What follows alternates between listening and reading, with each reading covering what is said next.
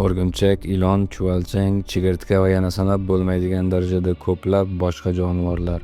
Men hayvonlar haqida video qilmoqchi emasman. Sanab o'tganlarim xitoyliklar mutlaqo oddiy holat sifatida iste'mol qiladigan g'alati jonzotlarning faqat bir nechtasi xolos. Dunyodagi eng boy oshxonalardan biri deb e'tirof etilgan Xitoy oshxonasi haqiqatdan ham tasavvuringizga sig'maydigan mahsulotlarni o'zaro birlashtirib taomga aylantira oladigan madaniyatdir. Yaxshi, ammo bularning bari nega? Yeyishga yaroqli boshqa narsalar tugab qoldimi? Bu odamlar nima topsa, hasharot bo'lsa ham yeyishadimi deb so'raydiganlar albatta topiladi. Aslida esa bularning ortida ancha chuqur va achchiq bir sabab yotadi. Bizga o'xshagan odamlar esa buni tushunishning imkoni yo'qdi.